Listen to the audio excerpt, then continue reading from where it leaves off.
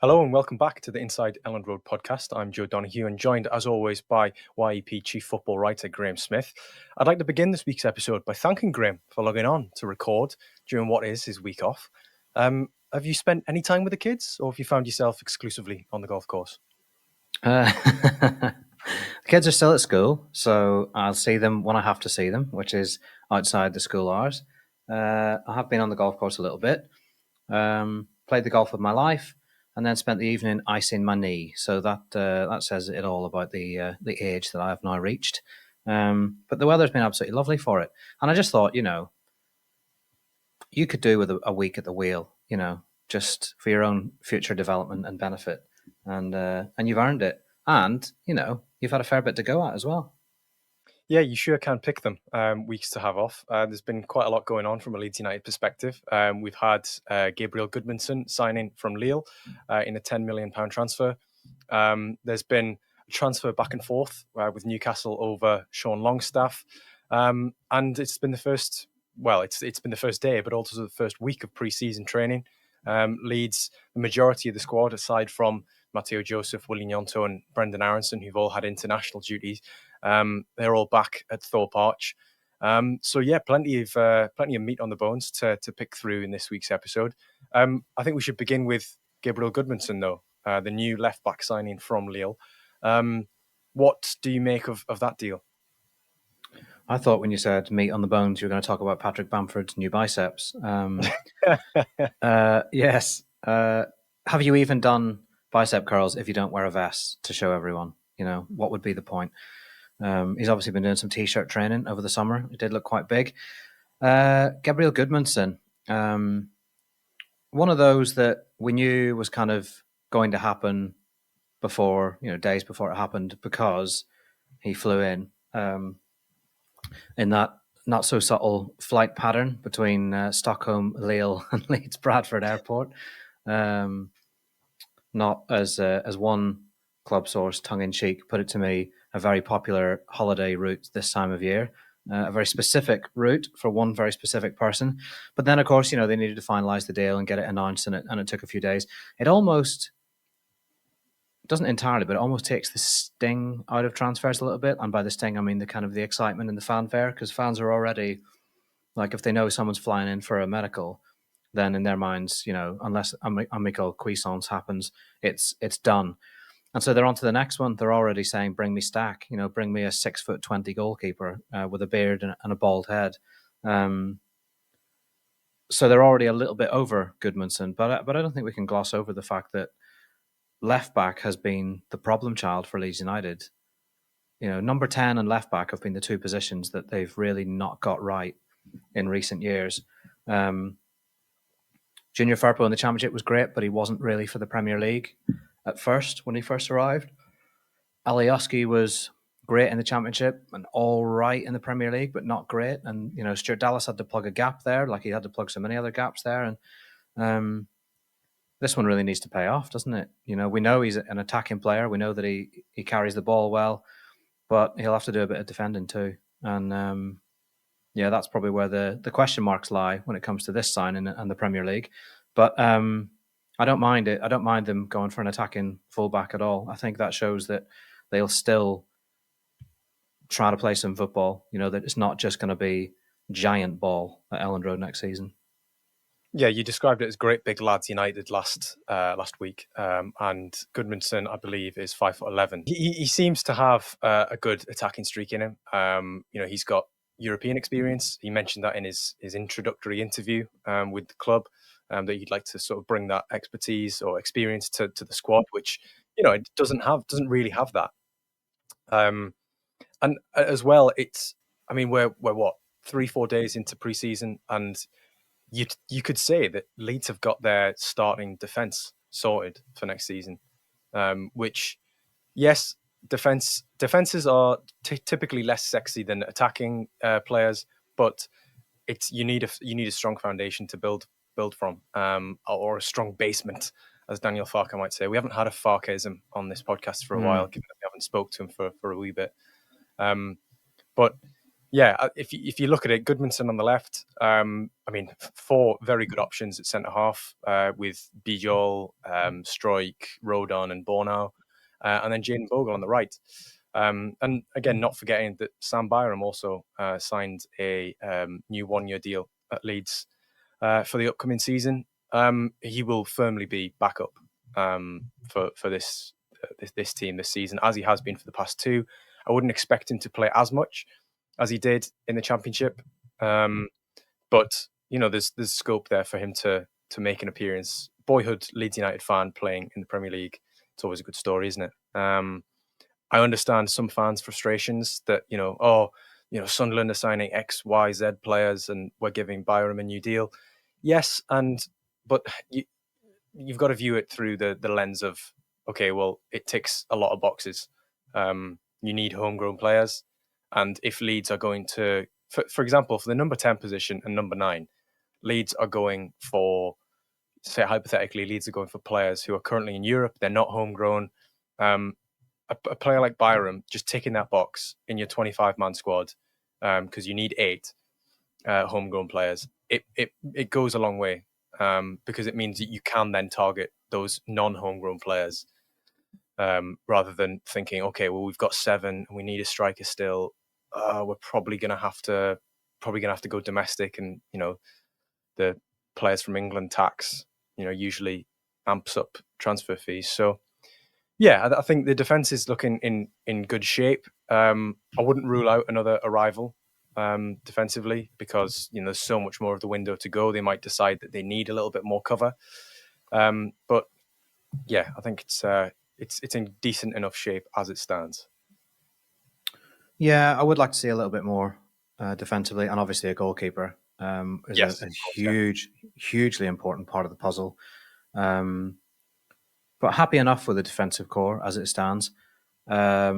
Still wondering whether Pascal might be one that goes this summer, just because we know they need a sale or two, and because he represents pure profit.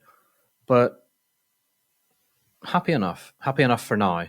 I think the next couple of signings could do with being a little bit more exciting from an optics and narrative point of view, just to calm everyone down. I mean, that's not the be-all and end-all. The be-all and end-all is survival and getting the right players in. But at the same time, there is this kind of groundswell bubbling along underneath that, they missed out on Diarra.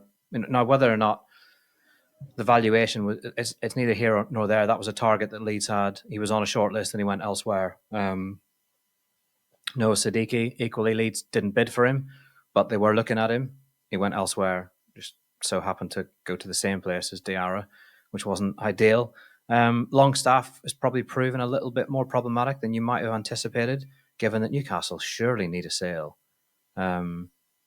Newcastle, honestly, they must need a sale. They must be desperate for a sale to stay on the right side of PSR. So yeah, that's kind of one to watch. What was the latest on that this week while I was off absolutely starching my 5-iron down the fairway? The latest is that Leeds made one bid for Longstaff, they made a second bid for Longstaff, and then they made a third. All 3 have been turned down. The third one being this week. The whispers are that Longstaff is open to a move, and that he would very much like to, come down the road an hour and a half, 2 hours to Elland Road. But yeah, I feel like it's a difficult position that Leeds are in, because if they don't sign him, it looks like, oh no, we failed, or we're only interested in players to fans from an optics perspective. But ultimately, from the recruitment structure and the negotiating point of view, is Sean Longstaff, with only 12 months left on his Newcastle deal, is he worth more than £12 million? I don't know. I think Leeds have clearly amped up their offer ever so slightly, with each of the 3 that they've lodged with Newcastle. I'm in the same boat as you. I think Newcastle probably could do with a sale, especially someone like Longstaff, who would represent pure profit. But Newcastle have a Champions League squad that they need to assemble, and Longstaff, for that, the UEFA dictates that you need a minimum of 4 club trained players. I was looking at the squad yesterday. They've got Mark Gillespie, who's like the 4th choice goalkeeper. very much in the Alex Cairns role. They've got Lewis Miley, they've got Sean Longstaff, and apart from that, I think there's Alex Murphy and Joe White, who are just academy players, who realistically are just going to be filler to satisfy that, tick box exercise if they're named in the Champions League squad. Longstaff, you think, actually can contribute. Certainly Gillespie won't. Murphy and White probably won't. Alex Murphy, that is. And Lewis Miley, yes, he probably will contribute, but Longstaff's got 10 years on him, what, 9 years on him. So you need that experience. So maybe that is affecting how Newcastle value Longstaff, even though that he is into the final 12 months of his contract. I mean, I've had a few people saying, what do you think Newcastle would accept? I have no idea. We all know that Eddie Howe's a very big fan of him. We know that he's probably not going to play very much if Newcastle's midfield options stay fit. But equally, it's the club that he's always been at, and the opportunity to play in the Champions League, the opportunity to play on occasion in the Premier League. Is he going to be guaranteed to start at Leeds? You've got Ethan Ampadu, club captain. You've got Ao Tanaka, who was arguably a player of the season contender last year.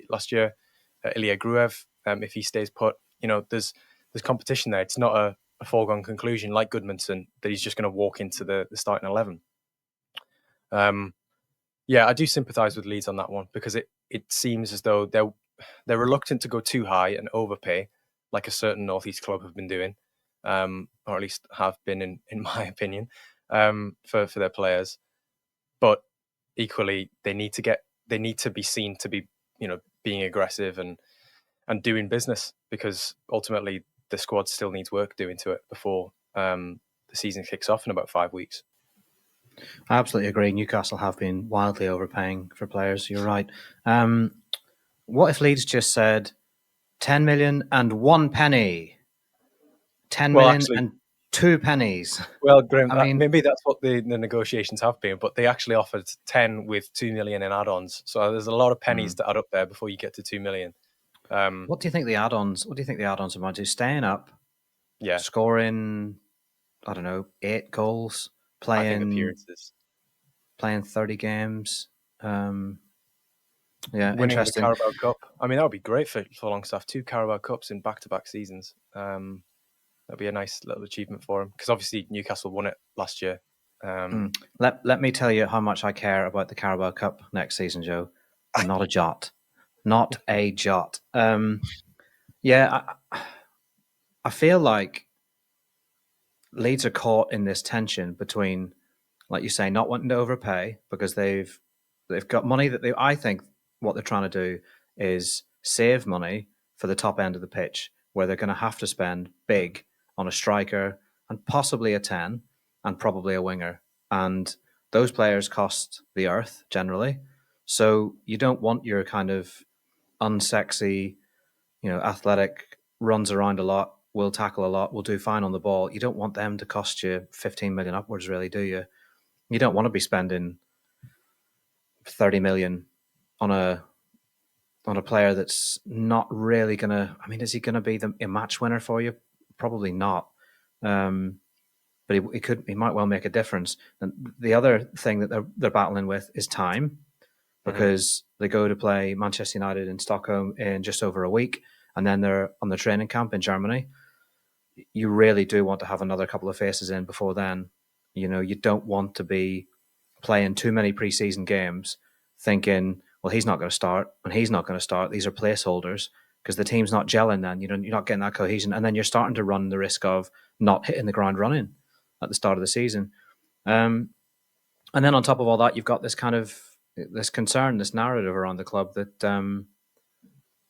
that they've lost what they've lost in terms of personnel and recruitment is costing them and stopping them from getting deals done.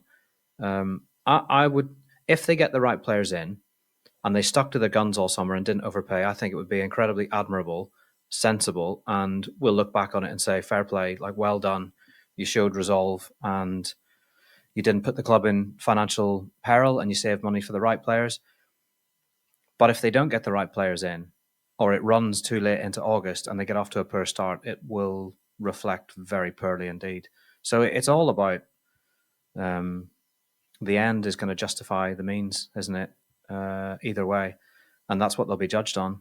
But it doesn't sound like, if the club line is we're weighing up our options, that's very much it. We're keeping this one open, and maybe just letting Newcastle know, well, we have another couple of irons in the fire, but let's see those irons move a bit. Let's see them stoking the fire. Poke somebody with an iron, Leeds United. I feel like they need a bit of a statement soon in terms of a sign-in. Like they need something to really get people going, get the juices They need flowing, a get signing people on from side. the blue, like a bolt from the blue signing, don't they? Like from Ibrox. No, not from Ibrox. No, because let's be honest, Graham, if there's going to be any transfer movement between Elland Road and Ibrox, it's youth player going to Ibrox, isn't it? Straight into the starting 11 at Rangers. Yeah, becomes a club legend. Yeah. I think there could be an element of transfer chess going on, or gamesmanship or brinkmanship between Newcastle and Leeds with this Longstaff one. Leeds have made 3 bids, which says to Newcastle that they really want him. Newcastle probably are interpreting that and thinking, well, we can probably ask for a little bit more. If they're that dead set on him, now it's become public as well. There's pressure from fans to get that signing done because of how advanced it is. Newcastle are probably looking at that and thinking, you know what, we can get an extra 2-3 million if we really want to. And when you sell a player for 15 million as opposed to 10, that really does open up your options from a PSR perspective, because you're then able to, instead of signing a 50 million pound player on a 5-year deal, you're then able to sign a 60 million player on a 5-year deal. It helps in your own negotiations because you spread the cost of the transfer over the length of the contract, etc. So yeah, but equally from a Leeds perspective, you don't want to overpay, and the club are not in dire financial straits, but there are what you might call legacy PSR and legacy wage issues at Elland Road, which other clubs like Sunderland don't have. Sunderland have been operating on a shoestring budget and have admirably won promotion by doing that with a very youth-centric policy. They've got themselves up. They now need to really supplement their squad, which they are doing, but that's because they have so much PSR room to play with. I think their losses over the last 2 years were 8 million apiece, whereas Leeds lost 60, was it? 60, and the 2 seasons before that was 30 and 33 and 36. So it's the cost of doing business. What Leeds did in previous transfer windows, ultimately, and moves that have not worked out, ultimately has a bearing on how they do business this year. So yeah, that's just the broad strokes of the financial situation and how it's affecting incomings. Going back to what they might need, a bolt from the blue, I think they need a signing like that. But unfortunately, Graham, you've been really on the money this summer, and you've managed to get the skinny on incoming players before Leeds have had the opportunity to drop a sign-in video and announce a player who hasn't been linked in the press. So yeah, essentially what I'm trying to say is you've elevated expectations too greatly. Nice. And so this is my fault, is it? It is your fault. Yes. Yeah. It's not my fault, right? If Leeds United tease a signing like Anton Stack, and then it's like me saying to the kids when we're out somewhere and we've had dinner and we're out in the evening, and I say, "Oh, shall we pop down to Joe's Ices and get everyone an ice cream?" And then going, you know what? No, it's a bit late. We've got chalk ices in the fridge, so we'll just on the freezer. We'll just go home. You can't. It doesn't wash. So everyone gets super excited because they think, look at this, we're going to sign the biggest central midfielder to ever exist, and he's going to win every 50-50 ball, both on the ground and in the air, and also he's going to deal with the ball very handily indeed for a giant human being. you hear that kind of thing and you think, bloody hell, yes, please, we'll have that. And then, if it's then seems to become more difficult, or if nothing really progresses with it, then it kind of adds to this frustration that people are having. I like what Leeds seem to be doing with targeting physicality, and I'd like them to continue down that route, and I'd like them to sign him. So if there's anything at all that anyone can do to make that possible today or tomorrow, that would be really excellent for all of our sakes.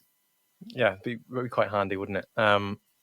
Again, the Stack situation, I mean, it's gone a little bit quiet, but quiet doesn't necessarily mean that things are done. Leeds still hold an interest in him.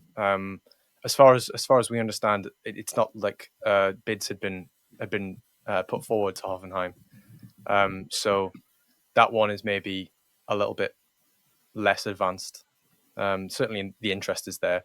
And certainly there is interest in Stack from other teams as well, which is going to be a common theme of this summer. And I can understand the frustration of fans when they're hearing reports that Leeds are interested in this player, but they deem a deal unlikely. Like that's a consequence of the transfer strategy, which is let's try and be ambitious and let's go try and get these players, which might be a little bit just out of our league. But if we end up getting them, like they did with Bjorn and Gudmundsson, who were both first choices in their respective positions, then you can look at it and say, yeah, I'm glad we didn't try and temper expectations, or we didn't try and second guess whether X player would be interested.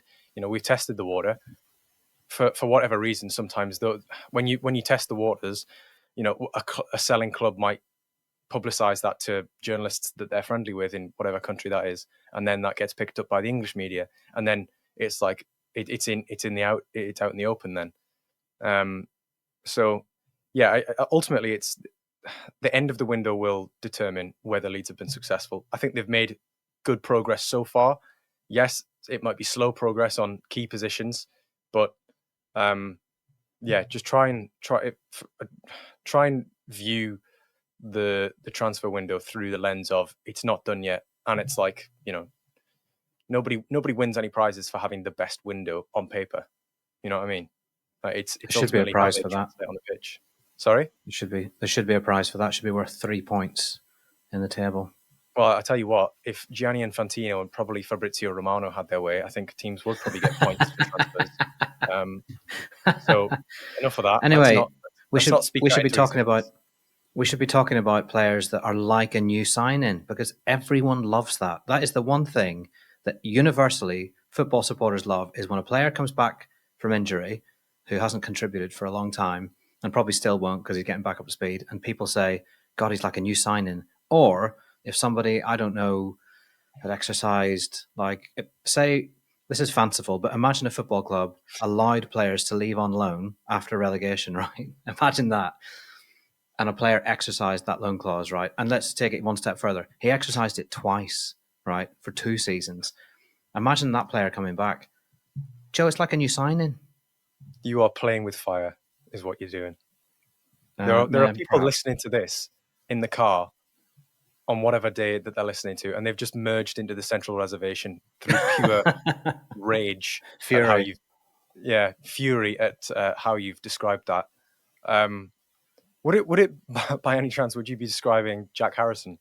Well, I very well might.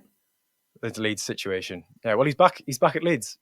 He's in pre-season training, and despite the best efforts of Leeds' in-house video team, he was pictured in the behind-the-scenes uncut pre-season training video.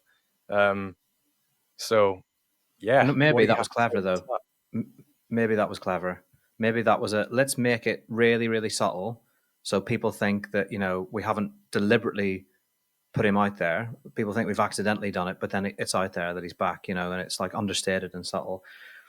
Ultimately, like a lot of times in football, there's an elephant in the room, and nobody involved in football wants to talk about it or kind of go near it or address it. And we all are just expected to play along and pretend that there's no issue here. There is an issue here. There's a big, big issue here for Leeds fans and a player that didn't want to be here. We've been here before, and we had one prodigal son return. in Brendan Aronson, and he did his interview and he took his medicine and he played and he won some people over and some people he didn't. He had Max Vober came back. I'm not so sure that you'd say he took his medicine. I don't recall too many interviews where he kind of held his hands up and addressed it and said, "Yeah, I did want to leave." And he got booed. Last season there were boos for him at various points. Even right at the end of the season. In fact, did he not get booed when he ran out Elland Road on the night that they celebrated the title?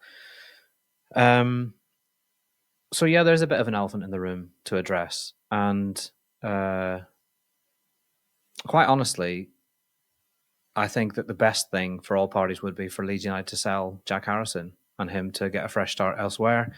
We've kind of talked around it rather than about it this summer, and we kind of addressed, could he go back to the MLS? He feels like a very MLS-y kind of player because he's played there before, and I don't know. I just don't know if I can see a way back.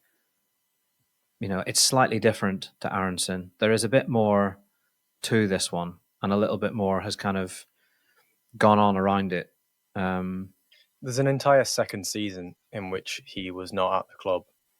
It's and to a lot of people it will be, all right, so you contributed to Leeds getting relegated, obviously not by like scoring 15 own goals. You contributed to Leeds getting relegated, and then you decided, you know what, I actually don't want to be here. And now that Leeds are back in the Premier League, it's, oh, actually, you know what, I'm ready to repair my my relationship. It's like, I'm not sure that's how it works. Like you help the team get back, and then that's how you repair your relationship. And ultimately, that wasn't enough for some people with Aronson and Voba last season. Yeah, I think it's a difficult one for Harrison because, he even when Leeds were promoted, I know this is a very minor thing, but even when Leeds were promoted, there wasn't even, a congratulations or like, oh, well done, and that sort of stuff on social media. You know how players and their brand management is a growing industry in football, and they do everything which is effectively stage managed. They do what should be said rather than showing maybe personality in some areas. I think with Harrison, it would have been very easy to congratulate Leeds on promotion, and I don't know. I think that I think probably that it would be he'd be seeing himself, or people around him would be seeing it as a bit of a lightning rod. Probably just let the club have their moment. Don't try and get involved in it, shoehorn yourself in. You've not played any part in it. Yeah, like ultimately it's his career, right? And he wanted to play in the Premier League. He didn't want to play in the Championship again. He made his decision, and that's absolutely fine. But then there are kind of consequences that come with that. And one of those is that you've not endeared yourself to the Leeds fans at all. And then you can't really very well expect them to back you if you decide upon their promotion that actually you want to get back involved again. It's an interesting one, and I'll be very interested to see how the club deal with it. We haven't had any official steer on what the view of Jack Harrison is. Like last season, I remember speaking to the club when there was this talk of Everton perhaps cutting the loan short and sending him back, and there was no appetite at Leeds for that, and they didn't believe there to be an appetite on the other end for Jack to come back. So both parties will have to have moved their position if they're going to see him as part of Daniel Farke's squad. We haven't heard it said once that he will be considered part of the plans. It's probably, unless something happens between now and Stockholm, it's probably not something we're going to get an official line on until Daniel Farke speaks to the media, and we're hoping that that'll happen, at least for the Man United game, and we'll be able to ask him what's the situation with Jack Harrison. I don't know. Is it super cynical to suggest that all he needs to do is score 4 goals in the first month of the season and all will be forgiven? I mean, yeah, it's football. Yeah, it is cynical, but I think, you'd probably be right. I mean, but not everyone would take to him. I mean, no. You I mean, know, you've been off this week, so I mean, you maybe not at the forefront of the Harrison back at preseason news. But what I heard was that the squad gave him a guard of honor, sort of put their hands up, and he ran through the middle and then just laid in with kicks and punches. They said loads of you're anti-Everton things. you're so irresponsible. That is irresponsible. Of course, that didn't happen. They will have because But I do the wonder way about the players. I wonder about the they'll have won. players too. Like, because we never got the sense that anyone had any animosity whatsoever towards Brendan coming back.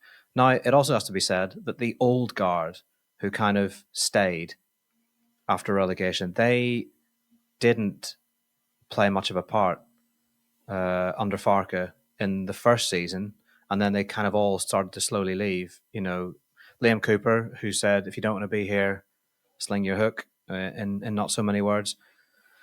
He said that when they got relegated. He didn't have to welcome back Aronson because he was gone by the time Aronson came back, wasn't he? And it was pretty much a new team with a few exceptions, Patrick Bamford and the like. I can't imagine a scenario where Patrick Bamford kind of shoulder barges Aronson in the changing room as he's walking past and, puts unmentionable things in his locker or puts his favourite boots in the toilet. Like, it just doesn't seem like the kind. And I wonder, do footballers really care what's gone on before? Or do they think, this guy's going to cross the ball and I'm going to score 10 headers this season? It'd be an interesting one to get the pure, true, unfiltered, unguarded thoughts of Leeds United players on the situation. But to do that, I suspect I'm going to have to shin up some drain pipes and feed like optic wires into their homes to record their actual conversations, because I don't imagine a scenario ever in which I say, "You glad to have Jack Harrison back?" or maybe not. And out comes the honest truth. Like, I just don't ever imagine that happening. So we'll probably never know. But it is You've interesting thought to about me. this, haven't you? Optic wires Thought and all about that it a lot. jazz. I've thought about Yeah. it a lot. Sounds like you've done it before. So it's a remarkable amount of knowledge of surreptitious recording and potentially filming if there's a camera at the end of those wires. Want to be made aware of if you wrong Graham Smith at any point. You should be aware of that as well. I mean, is loyalty important, Joe? You tell me. Yeah, loyalty is very important. Yeah. Interesting. Okay, put a pin in that. Right. What other topics do we have to discuss today? Overpaying and needing to get business done. We've discussed that slightly, but on the overpaying side, Sunderland's business has kind of been a sort of sideshow to Leeds' transfer business this summer, hasn't it? Because of the Diarra link, the Diarra interest, the Siddiqui interest, and the fact that both players signed for Sunderland. It's a shame that actually, that as it stands, Sean Longstaff isn't signing for Leeds, because there would have been a nice apartment in Newcastle for those Sunderland players to move into, as they do all live there. But they'll just have to find somewhere else with an NE postcode. I'm of the opinion that a lot of Sunderland's business so far is a bit of an overpay, and that's not. And I'm saying that as a completely unbiased journalist, not speaking to it from any sort of personal allegiances standpoint. I'm saying that because you look at the age of some of these players that they're signing. You look at the fees that they're dropping. It seems as though Sunderland have been going into negotiations.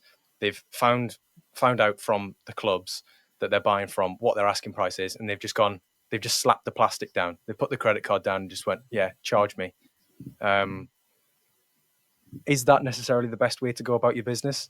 If you have the facility to do it, then you know what? Yeah, that's how you get your players. But I'd say most clubs are probably not going about it in that way.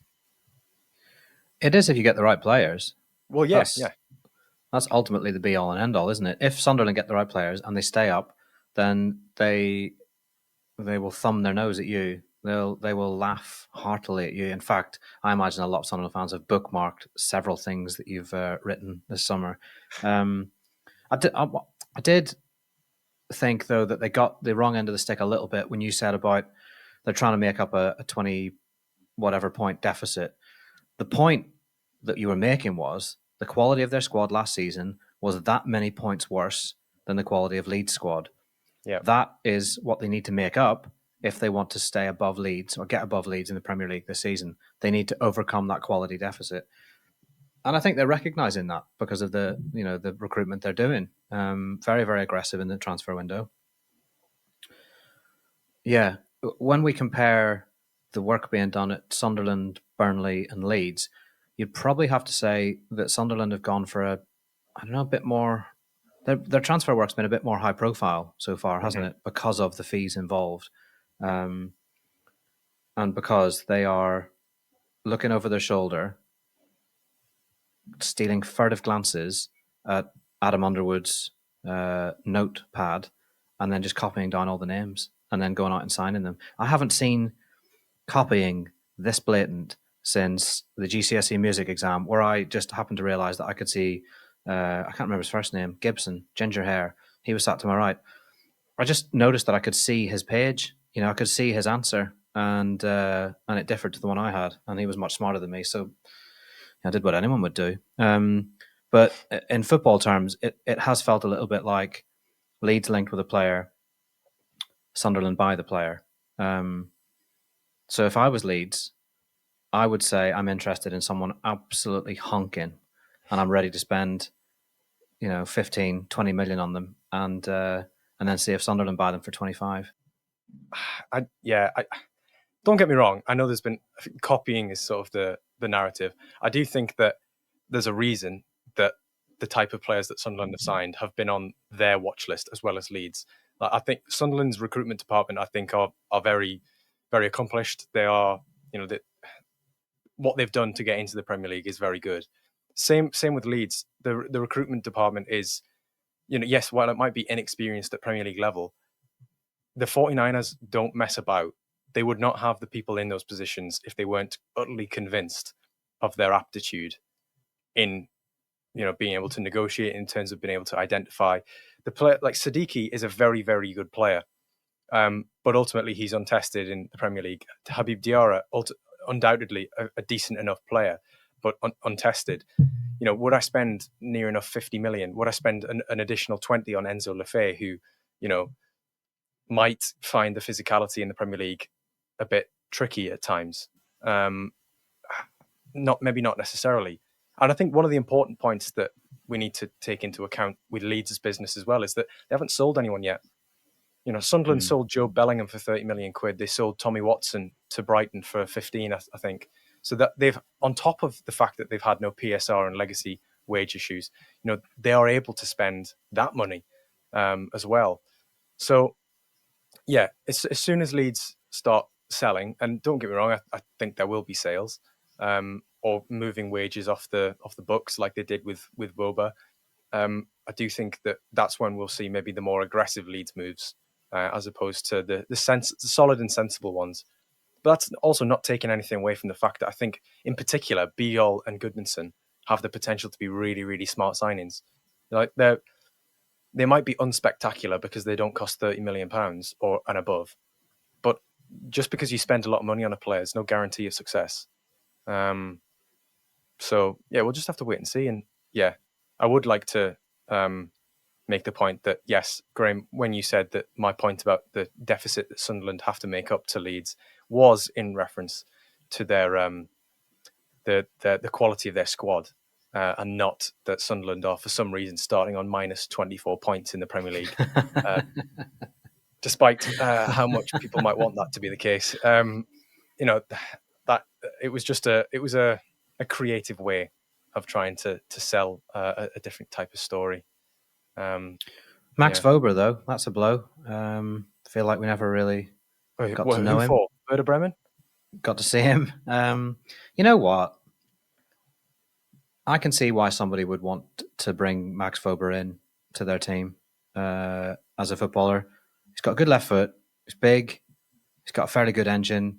His injury record is abysmal, so that's a downside. And he never really did it at Leeds, did he? Like was it the Middlesbrough and the Carabao Cup that he was absolutely honking in, and there were a couple of other games where you think this was a chance for you to shine and you didn't. But he is a goal threat from set pieces. there's kind of upsides to him, so I can see why somebody would want him. And also, Robin Koch's gone to the Bundesliga and apparently done very, very well. Rasmus Christensen's gone to the Bundesliga, same team, and apparently done very, very well. Mark Rocca, players like that it didn't work out for them at Leeds, but it doesn't mean things are not going to work out for them elsewhere, and they're not going to be just fine playing elsewhere. But I think it's also right for Leeds fans to feel a little bit aggrieved that they didn't really get to see what the Warrior was all about. He never really warriored very much, did he? He certainly wasn't the ultimate warrior for Leeds. No, I think the interesting thing about it is that he's obviously gone on loan for a season as opposed to being sold. I think that's probably, you can interpret that as Werder Bremen haven't been willing to pay what Leeds need in order to avoid a PSR loss on the account. So loaning him out means that you amortize the section of his transfer fee for this season, and then next year, if you're able to sell him for 3 million, 2.5, particularly if he's if he does well in Germany, which there's every chance that he will, then that's you then make a profit from an accounting perspective, and there is an option to buy according to Werder Bremen. So yeah, don't know what price that will be at, but I imagine it'll be sort of in the low millions, probably like 5 and below. Those are low millions, yeah. Yeah, I'd like some low millions actually. Me too. National lottery, just some low millions. Academy signings. Leeds have made some academy signings, they have, which yes. Somewhat unexpected.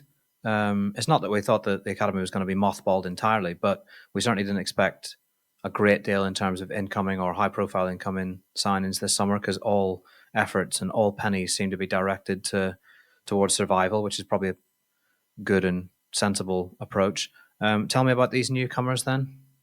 So yeah, because Louis or Lewis, I don't know how you pronounce it. Louis Enohoro Marcus, a big central defender from Liverpool. He's 18 and he's joined on a 2-year deal after being released. And Jadon Leno, who is a Welsh youth international, has signed a left back signed from Manchester City on a 3-year deal.